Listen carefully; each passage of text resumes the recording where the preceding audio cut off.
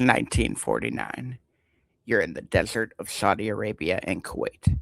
Every major oil company on earth has passed on this deal. The concession rights to the so called neutral zone between Saudi Arabia and Kuwait. Shell passed, BP passed. The majors laughed it off as barren sand with no commercial viability. But one man didn't laugh. J. Paul Getty wrote a check for $9.5 million in upfront payments, a fortune at that time, for land that might have nothing underneath it. Everyone called him a fool. 4 years later, they struck oil, and J. Paul Getty became the richest man in human history. This wasn't gambling, this was grandiose genius. Hello, I'm Todd Hagopian, the original Stagnation Assassin. Today, we're opening the vault on J. Paul Getty's 1949 Middle East oil expansion, one of the most audacious business gambles ever made. And we're going to see if it's a strategic slaughter or a stagnation suicide. When every expert says don't, sometimes your only move is to go all in.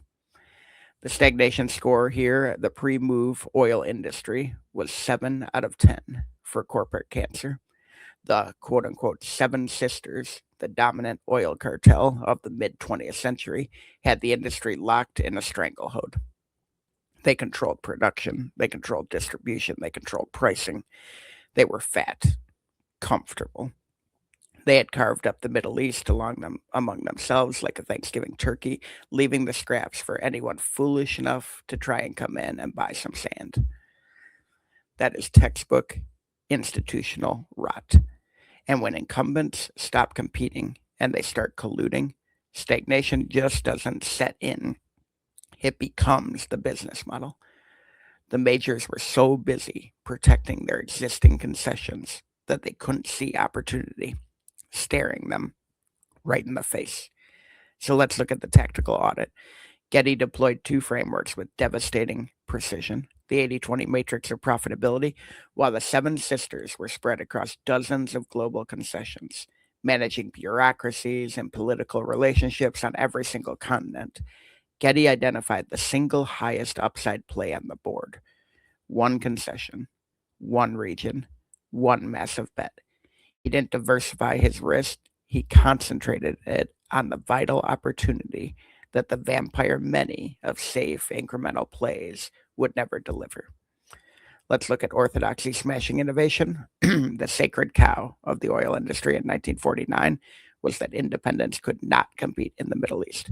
It was too complex, it was too political, it was too expensive.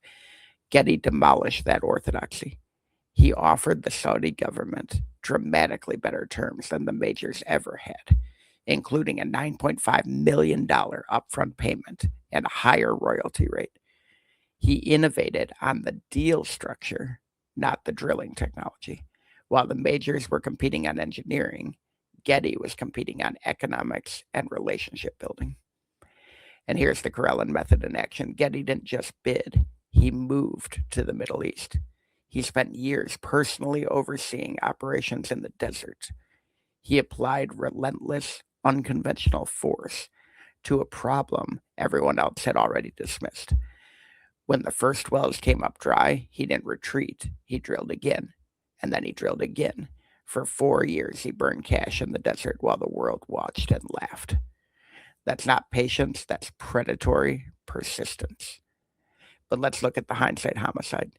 Getty's fatal flaw: human capital catastrophe. The man was a brilliant dealmaker, but a disastrous leader of people. He was legendarily cheap. He installed a payphone in his mansion for guests. He had 5 failed marriages. His relationships with his children were tragic. The kidnapping of his grandson exposed a pathological inability to value human life over financial assets. Getty proved that you can win the market war and absolutely lose the human war simultaneously. His corporate legacy is brilliant. His personal legacy is a cautionary tale. And in the long run, the companies that outlasted Getty Oil were the ones that invested in culture, people, succession, all the things that Getty ended up ignoring. The stagnation assassin takes no pleasure in that diagnosis, but the hot system demands it. The verdict, I'm giving J. Paul Getty's Middle East expansion 4 out of 5 kills. So much promise, but only 4.